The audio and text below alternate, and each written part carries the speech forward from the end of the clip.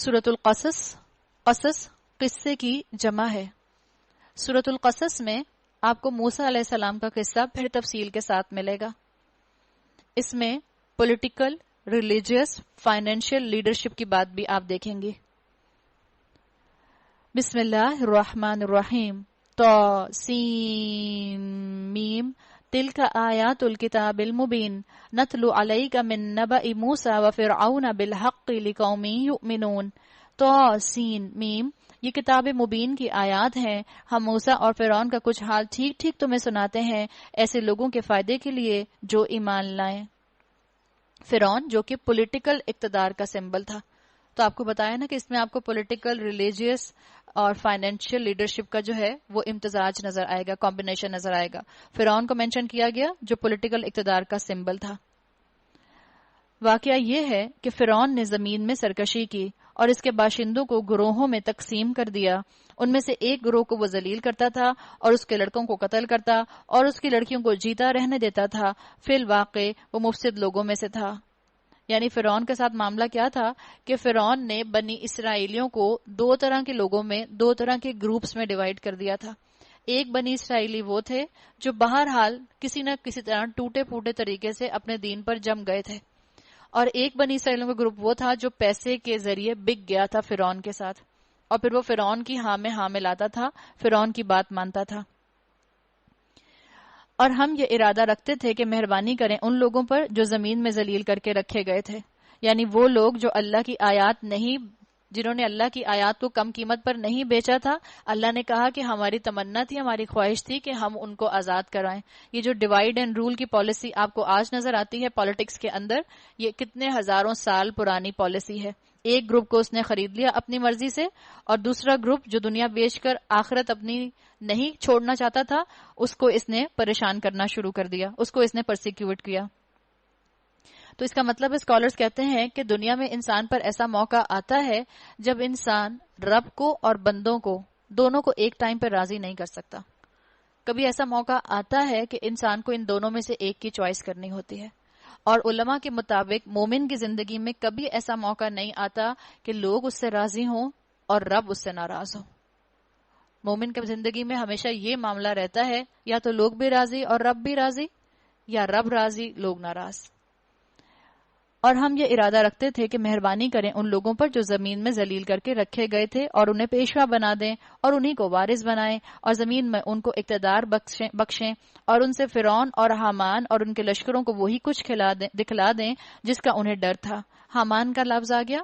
حامان ان کا religious leader تھا، اور اس کا ذکر یہاں اس لیے آیا کہ اس نے کم قیمت پر اللہ کی آیات کو بیچ دیا تھا اور فرعونیوں کے ساتھ مل گیا تھا، اور ان کے لشکروں کو وہی دکھا دے جس کا انہیں ڈر تھا۔ یعنی اللہ نے بتا دیا کہ اللہ تعالیٰ ایک دن ان کی طاقت کو ختم کر دیں گے۔ اب موسیٰ علیہ السلام کی ذاتی زندگی کی بات ہوگی۔ ہم نے موسیٰ کی ماں کو اشارہ کیا، وَأَوْحَيْنَا إِلَىٰ أُمِّ مُوسَىٰ، کہ اس کو دودھ پلا، پھر تجھے اس کی جان کا خطرہ ہو تو اسے دریا میں ڈال دے، اور کچھ خوف اور غم نہ کر، ہم اسے تیرے ہی پاس واپس لے آئیں گے اور اس کو پیغمبروں میں شامل کریں گے۔ آخرکار فرعون کے گھر والوں نے اسے دریا سے نکال لیا تاکہ وہ ان کا دشمن اور ان کے لیے سبب رنج بنے۔ اللہ تعالیٰ نے موسیٰ علیہ السلام کی والدہ کے دل میں القاء کیا، وحی کی، دل میں خیال ڈالا۔ وَأَوْحَيْنَا، اوحینا وحی سے مراد ہے القاء کر دیا، ان کے دل میں اشارہ کر دیا کہ یہ کام کریں۔ ان فرعون و حامان و جنودہما کانوا خاطئین، واقعی فرعون اور حامان ان کے لشکر بڑے غلط کار تھے۔ یہ جو یہاں پر حامان کا ذکر آیا ہے، اس کے بارے میں بڑی انٹرسٹنگ جو ہے آپ کو ہسٹری کے اندر ایک بات ملتی ہے۔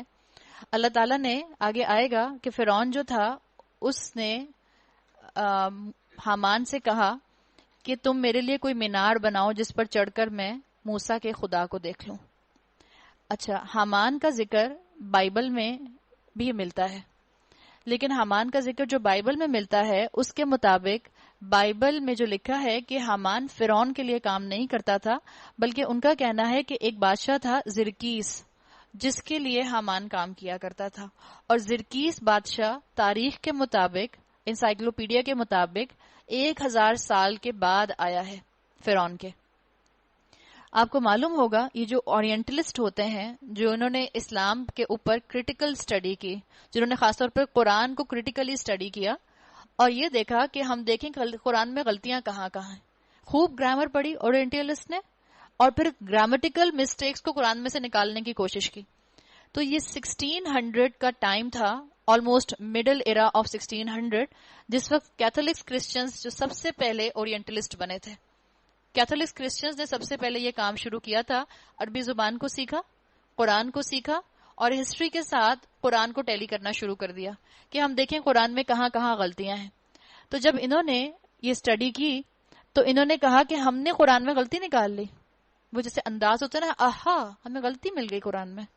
اور انہوں نے کیا غلطی نکالی؟ انہوں نے کہا کہ یہ جو بائبل ہے، بائبل جو بک آف ایسٹر ہے، اس کے اندر تو لکھا ہوا ہے کہ حامان جو تھا وہ زرکیس کے انڈر کام کرتا تھا، بادشاہ کے، اور زرکیس جو تھا وہ فرعون کے 1000 سال کے بعد آیا تھا، اور زرکیس جو تھا وہ مصر کا بادشاہ نہیں تھا، وہ بیبیلون کا بادشاہ تھا.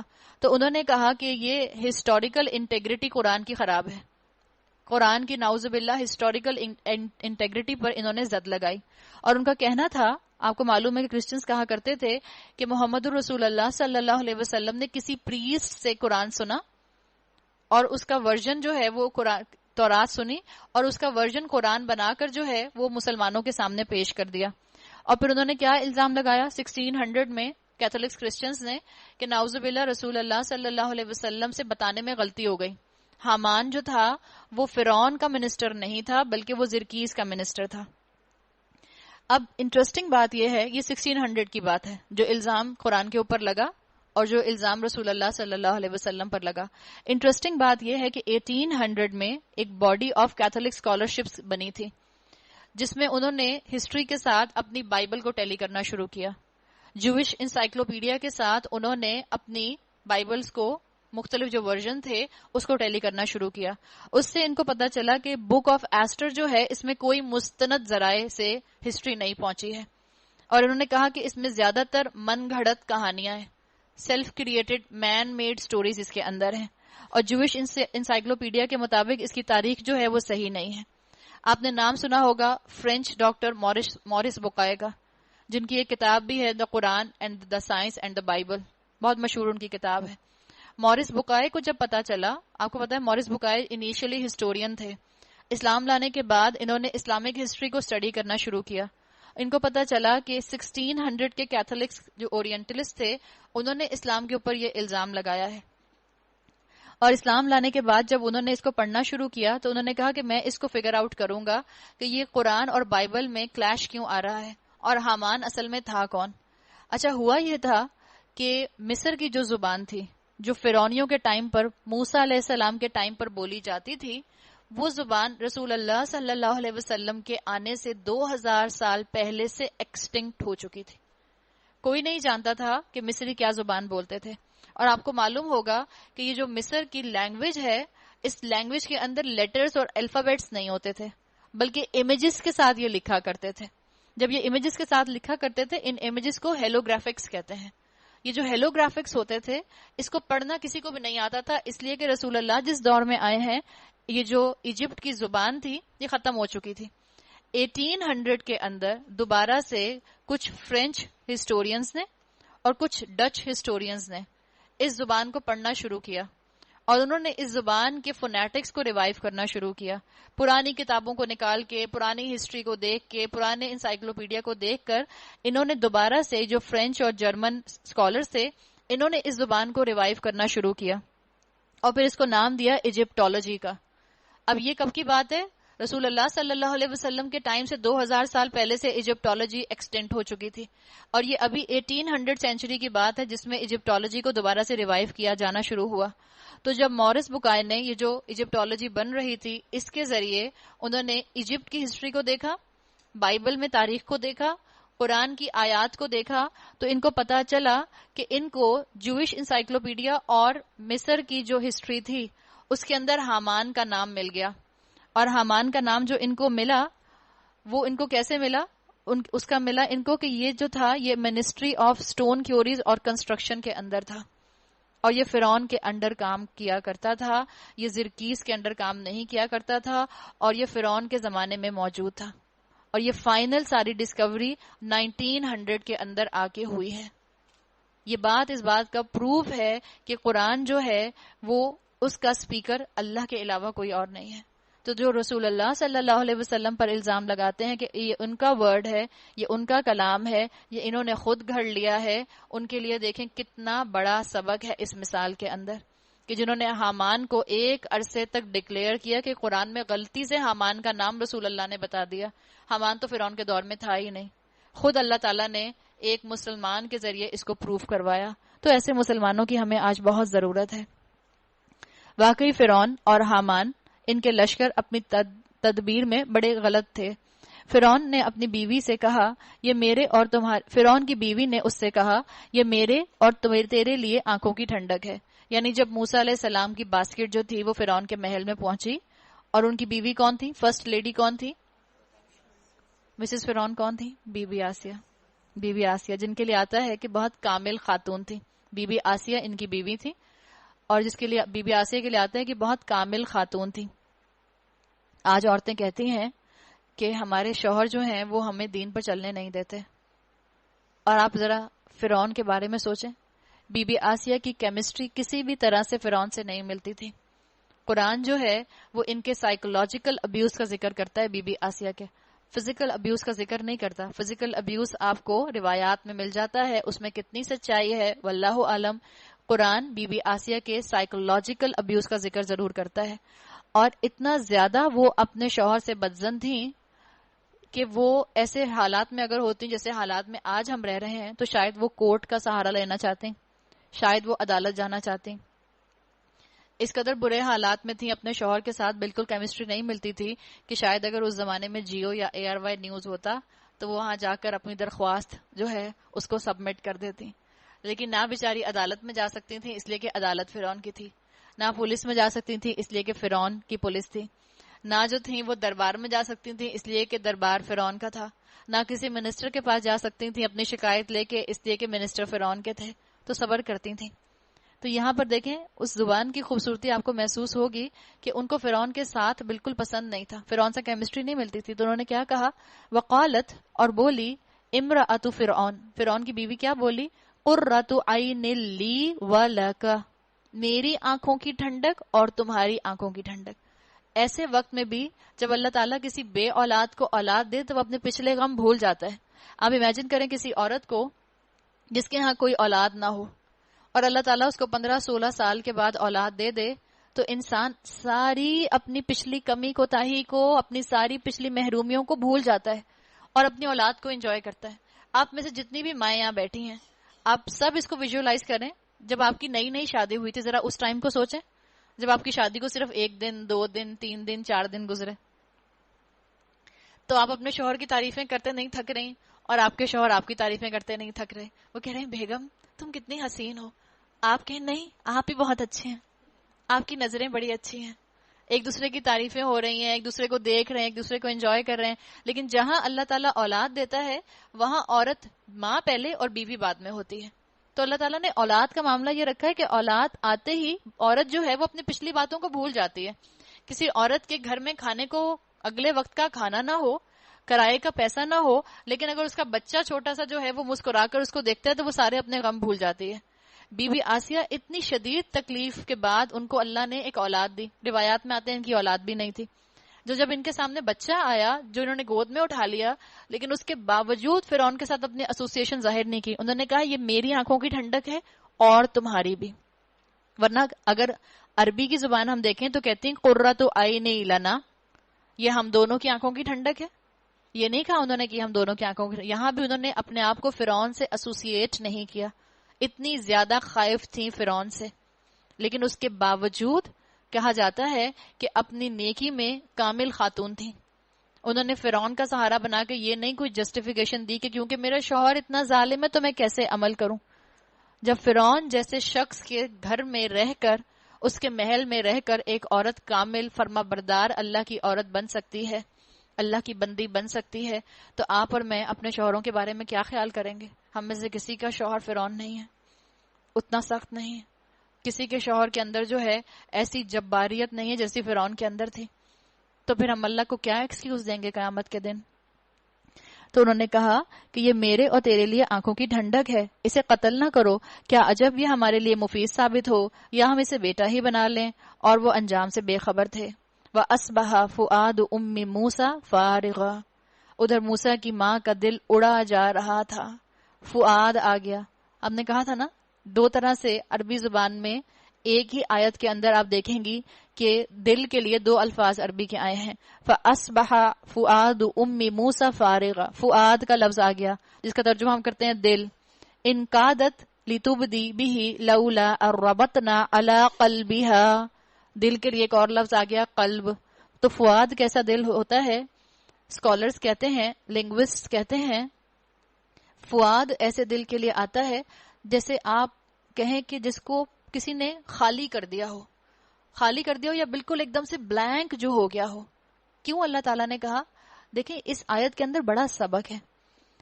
ہم انسانوں کے اوپر پریشانیاں آتی ہیں، ہم انسانوں کے اوپر غم آتے ہیں، کبھی اپنوں کی طرف سے غم آتے ہیں، کبھی اولاد کی طرف سے غم آتے ہیں، کبھی پیاروں کی طرف سے غم آتے ہیں، کبھی ماں باپ کی طرف سے غم آتے ہیں، کبھی دوستوں کی طرف سے غم آتے ہیں۔ اور یہ جو غم آتا ہے تو کبھی کبھی دل کی کیفیت ایسی ہوتی ہے کہ انسان کو جیسے کچھ بالکل بلینک ہو جاتا ہے۔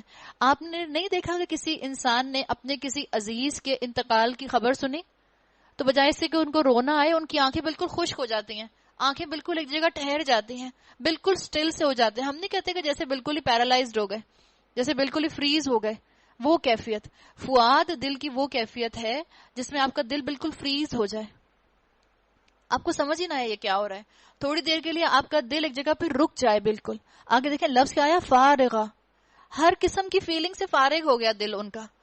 کیوں؟ اس لیے کہ جس وقت انہوں نے اپنے بچے کو ٹوکری میں بہایا، دریا میں ڈال کر، ان کے پاس وہی سب سے بہتر آپشن تھا، یا تو وہ اپنے گھر میں بچہ رکھ کے فرعونیوں کے ہاتھوں اپنے آنکھوں کے سامنے اس کو قتل ہوتے ہوئے دیکھتی، یا انہوں نے دوسرا آپشن کیا، اللہ نے ان کے دل میں ڈالا کہ ٹوکری میں ڈال کے اس بچے کو بہا دے۔ لیکن چانسز کیا تھے؟ ٹوکری میں ڈال کے بہا رہی ہیں تو فرعونی جو ہیں وہ پکڑ بھی سکتے ہیں اس بچے کی باسکٹ کو، اور دیکھیں اس میں ایک بچہ ہے اسے قتل کر سکتے ہیں، وہ پانی میں باسکٹ ڈوب بھی سکتی ہے، کچھ بھی ہو سکتا ہے۔ تو ان کا دل بالکل فارغ ہو گیا۔ اللہ نے کیا کہا کہ اللہ نے ان کے دل کو بالکل فارغ کر دیا، بغیر کسی ایموشنز کے، بس سمجھے انہوں نے تھوڑی دیر کے لیے یہ کام کر لیا، جیسے انسان کسی غم کے اندر بالکل ٹھٹک کے رہ جاتا ہے، نہ رونا آتا ہے، نہ کوئی بات بولتا ہے، نہ ایسے لگتا ہے کچھ سوچ سکتا ہے، سٹل ہو گیا، فریز ہو گیا۔ اور اللہ نے کیا کہا؟ وہ اس کا راز فاش کر بیٹھتی اگر ہم اس کی ڈھارس نہ بندھا دیتے۔ اگر اللہ تعالیٰ ان کو چپ نہ کراتے تو شاید شور مچانا شروع کر دیتی بہانے کے بعد، جب دیکھتی ہیں کہ ٹوکری آہستہ آہستہ آہستہ آہستہ دور جا رہی ہے، ہاں یہ میرا بچہ ہے، ہاں یہ میرا بچہ ہے، اور بولتی ہیں تو فرعونی پکڑ کے قتل کر دیتے ہیں کیونکہ بنی اسرائیلیوں کا بچہ ہے۔ تو اللہ تعالیٰ نے کہا کہ ہم نے ان کے دل کو ڈھارس بنائی، اس لیے اللہ نے کہا اربطنا علی قلبہا، اللہ نے ان کے دل کو تھام لیا۔ تو قلب کیا ہوگا؟ وہ دل جس کے اندر دوبارہ سے جذبات واپس آ گئے، فؤاد جس میں سے دل کے جذبات غائب، تھوڑی دیر کے لیے فریز، قلب جس میں واپس جذبات آ گئے، تاکہ وہ ہمارے وعدے پر ایمان لانے والوں میں سے ہو۔ اس نے بچے کی بہن سے کہا کہ اس کے پیچھے پیچھے جا، چنانچہ وہ الگ سے اس کو اس طرح دیکھتی رہی کہ دشمنوں کو اس کا پتہ نہ چل جائے۔ موسیٰ علیہ السلام کے قصے میں آپ کو سب سے پہلے ماں کا ذکر ملا اور اس کے بعد بہن کا ذکر ملا۔ تو عورتوں کے بہترین کریکٹرز اللہ تعالیٰ موسیٰ علیہ السلام کے قصے کے ذریعے سامنے لے کر آ رہے ہیں۔ اللہ نے قرآن میں کہیں بھی عورت کو احمق نہیں کہا۔ تو جو مسلمان مرد اپنی دنیا کے اندر، اپنے خاندانوں کے اندر عورت کو احمق سمجھتے ہیں، ان کو قرآن کھول کر پڑھنے کی ضرورت ہے۔ اور ہم نے بچے پر پہلے ہی دودھ پلانے والیوں کی چھاتیاں حرام کر رکھی تھیں۔ یہ حالت دیکھ کر اس لڑکی نے ان سے کہا، یعنی موسیٰ علیہ السلام کی بہن نے ان سے کہا، میں تمہیں ایسے گھر کا پتہ بتاؤں جس کے لوگ اس کی پرورش کا ذمہ لیں اور خیر خواہی کے ساتھ اسے رکھیں۔ بہن کی بے لوث محبت کا ذکر آ گیا کہ بہنیں جو ہوتی ہیں وہ بھائیوں سے بے لوث محبت کرنے والی ہوتی ہیں۔ تو سب بھائیوں کو چاہیے کہ اپنی بہن کی بہترین قدر کریں، اور خاص طور پہ کسی نے کہا کہ بھائیوں کو چاہیے کہ اپنی بڑی بہنوں کی بہت قدر کریں۔ بھائیوں کا کیا، چھوٹی بہنوں کو بھی چاہیے کہ اپنی بڑی بہنوں کی بہت قدر کریں، اس لیے کہ کسی نے کہا کہ ماں تو شاید اپنے بچوں کا بہت کرتی ہے اس ارادے کے ساتھ کہ جب میں بوڑھی ہو جاؤں گی تو میرے بچے جو ہیں وہ میری خدمت کریں گے، مجھے سنبھالیں گے، مجھے سہارا دیں گے. لیکن جو بڑی بہنیں بالکل ماؤں کی طرح کی ہوتی ہیں، چھوٹے بہن بھائیوں کے ساتھ محبت کا اظہار کرتی ہیں، بے لوس ہو کر کرتی ہیں. ان کے دل میں یہ خیال نہیں ہوتا کہ میں بوڑھی ہو جاؤں گی تو میرے بہن بھائی جو ہیں وہ میری خدمت میں لگ جائیں گے. تو بہنوں کی محبت کو یہاں پر مینشن کر دیا گیا. اس طرح ہم موسیٰ کو اس کی ماں کے پاس پلٹا لائے تاکہ اس کی آنکھیں ٹھنڈی ہوں اور وہ غمگین نہ ہو اور وہ جان لے کہ اللہ کا وعدہ سچا تھا، مگر اکثر لوگ اس بات کو نہیں جانتے. تو عورت کی عقل مندی کہ بھائی کو ماں سے جوڑ دیا. بہن کی ایک خوبی بتائی کہ مومنہ بہنیں کون ہوتی ہیں؟ جو بھائیوں کو ماؤں سے جوڑیں، ان کی اپنی بھابھیوں کی برائیاں کر کر کے اپنے بھائیوں کو اپنی ماؤں سے دور نہ کریں. جب موسیٰ اپنی پوری جوانی کو پہنچ گیا اور اس کا نشوونما مکمل ہو گیا تو ہم نے اسے حکم اور علم عطا کیا. حکمت اللہ تعالیٰ نے دی، علم ان کو دیا. حکمت ہی اصل میں علم کو درست رخ پر ڈالتی ہے. حکمت ہی انسان کو علم کا استعمال سکھاتی ہے. حکمت ہی ہوتی ہے جس کی وجہ سے انسان برے حالات میں سے خیر نکال لیتا ہے. حکمت ہی ہوتی ہے جس سے بدلتے حالات سے انسان فائدہ اٹھا لیتا ہے. اور حکمت ہی انسان کو مناسب موقع کے اوپر مناسب فیصلہ کرنے کی صلاحیت سکھاتی ہے. ہم نیک لوگوں کو ایسی ہی جزا دیتے ہیں. ایک روز وہ شہر میں ایسے وقت داخل ہوا جبکہ اہل شہر غفلت میں تھے. وہاں اس نے دیکھا کہ دو آدمی لڑ رہے ہیں. ایک اس کی اپنی قوم کا تھا، دوسرا اس کی دشمن قوم سے تعلق رکھتا تھا. اس کی قوم کے آدمی نے دشمن قوم والے کے خلاف اسے مدد کے لیے پکارا. موسیٰ نے اس کو ایک گھونسا مارا اور اس کا کام تمام کر دیا. یعنی ان انٹینشنل مرڈر ہوا تھا، قتل خطا ہوئی تھی، ارادہ نہیں تھا ان کا مارنے کا، بس انہوں نے ایک بندے کی سپورٹ میں دوسرے کو بچانے کے لیے کام کیا تھا. یہ حرکت سرزد ہوتے ہی موسیٰ نے کہا قال هذا من عمل الشیطان، یہ شیطان کی کار فرمائی ہے، وہ سخت دشمن اور کھلا گمراہ کن ہے. پھر وہ کہنے لگا قال ربی انی ظلمت نفسی فاغفر لی فغفر له، پھر وہ کہنے لگا اے میرے رب میں نے اپنے نفس پر ظلم کر ڈالا، میری مغفرت فرما دے. چنانچہ اللہ نے اس کی مغفرت فرما دی، وہ غفور اور رحیم ہے. اس سے پتہ چلتا ہے، اسکالرز کہتے ہیں جس وقت غلطی ہو فوراً معافی مانگے. فوراً توبہ کرنے کا ایک بہترین موقع یہ بھی ہے، جس وقت غلطی ہو فوراً توبہ کر لیں. احادیث سے پتہ چلتا ہے، آپ صلی اللہ علیہ وسلم کی احادیث کا مفہوم ہے. آپ نے فرمایا کہ استغفار سے انسان کے اوپر خیر کے دروازے کھلتے چلے جاتے ہیں. اور یہ جو موسیٰ علیہ السلام نے اللہ سے مغفرت مانگی، اللہ نے کہا فغفر لہ. پہلے دیکھیں کیا آیا، انی ربی انی ظلمت نفسی فاغفر لی، فا آ گیا. اللہ فوراً انہوں نے کہا اللہ مجھے بخش دے. جیسے انہوں نے فوراً کہا اللہ مجھے بخش دے، فغفر، اللہ نے اس کو فوراً بخش دیا. تو جب انسان اپنی بخشش اللہ سے مانگتا ہے، اللہ اسے بخش دیتا ہے. موسیٰ علیہ السلام کو اللہ تعالیٰ نے بخش دیا، اور دیکھیں پھر کیسے خیر کے دروازے ان کے اوپر کھلتے چلے جائیں گے. موسیٰ نے عہد کیا کہ اے میرے رب، یہ احسان جو تو نے مجھ پر کیا ہے، اس کے بعد میں کبھی مجرموں کا مددگار نہ بنوں گا. یہ ہے حکمت کہ ایک دفعہ غلطی کر لی، اب دوبارہ اس کو دہرایا نہ جائے. دوسرے روز وہ صبح سویرے ڈرتا اور ہر طرف سے خطرہ بھانپتا ہوا شہر میں جا رہا تھا کہ یک کیا دیکھتا ہے، وہی شخص جس نے کل اسے مدد کے لیے پکارا تھا آج پھر اسے پکار رہا ہے. موسیٰ نے کہا تو بڑا ہی بہکا ہوا آدمی ہے. پھر جب موسیٰ نے ارادہ کیا کہ دشمن قوم کے آدمی پر حملہ کرے تو وہ پکار اٹھا اے موسیٰ، کیا آج تو مجھے اسی طرح قتل کرنے لگا ہے جس طرح کل ایک شخص کو قتل کر چکا ہے؟ بھانڈا پھوڑ دیا اس نے سب کے سامنے. تو اس ملک میں جبار بن کر رہنا چاہتا ہے، اصلاح کرنا نہیں چاہتا. اس کے بعد ایک آدمی شہر کے پرلے سرے سے دوڑتا ہوا آیا اور بولا وجاء رجل من اقصى المدینۃ یسعى، اور کیا بولا؟ موسیٰ علیہ السلام کو وارن کر رہا ہے، موسیٰ سرداروں میں تیرے قتل کے مشورے ہو رہے ہیں، یہاں سے نکل جا، میں تیرا خیر خواہ ہوں. یہ خبر سنتے ہی موسیٰ علیہ السلام ڈرتے اور سہمتے نکل کھڑے ہوئے اور انہوں نے دعا کی قال رب نجنی من القوم الظالمین، اے میرے رب مجھے ظالموں سے بچا. موسیٰ علیہ السلام اسکالرز کہتے ہیں کہ اس حادثے کے لیے پریپیئر نہ تھے. ان سے تو قتل خطا ہوا تھا تو وہ پریپیئر نہیں تھے، اس لیے فوراً انہوں نے دعا کی کہ اللہ مجھے ایسی سچویشن سے بچا لے. تو کبھی کبھی انسان کو بغیر پلاننگ کے بھی کوئی نہ کوئی قدم اٹھانا ہوتا ہے. موسیٰ علیہ السلام کے اس واقعے سے پتہ چلتا ہے کہ کبھی آپ کو پلاننگ کا موقع نہ ملے تو جو اللہ نے آپ کو حکمت دی ہے اس کی روشنی میں فیصلہ کریں. کبھی کبھی کوئی Q1 سچویشن ہو جاتی ہے ٹائم مینجمنٹ کی ٹرمینالوجی کے مطابق، تو اس وقت آپ کو صحیح فیصلہ حکمت کراتی ہے. مصر سے نکل کر جب موسیٰ نے مدین کا رخ کیا تو اس نے کہا امید ہے کہ میرا رب مجھے ٹھیک راستے پر ڈال دے گا. یعنی وہ ٹینشن میں اپنے مدین کی طرف نکلے تھے، صحرا کراس کیا تھا. یہ تھوڑی انہوں نے کہا ہوگا اچھا میں اتنے لمبے سفر پر جا رہا ہوں، مصر چھوڑنا پڑے گا، مدین کی طرف جاؤں گا تو صحرا کراس کرنا پڑے گا، تو اچھے سے نائکی کے جوتے تو خرید لوں، پہلے ذرا کمفرٹیبل جوتے تو خرید لوں، ذرا بیگ تو پیک کر لوں. ان کو ان سب چیزوں کا بالکل موقع نہیں ملا، ٹینشن میں نکلے تھے اس لیے کہ ان سے قتل خطا ہوا تھا اور وہ دوبارہ نہیں چاہ رہے تھے کہ جو فرعونی ہے وہ ان کو پکڑ کے دربار میں جیل میں بند کر دیں. اپنا گھر بار چھوڑ کر آئے تھے، گھر والوں کو بتائے بغیر آئے تھے، سیل فون تو تھا نہیں کہ راستے میں فون کر کے بتاتے کہ بھئی میں بھاگ گیا ہوں، مدین کی طرف جا رہا ہوں.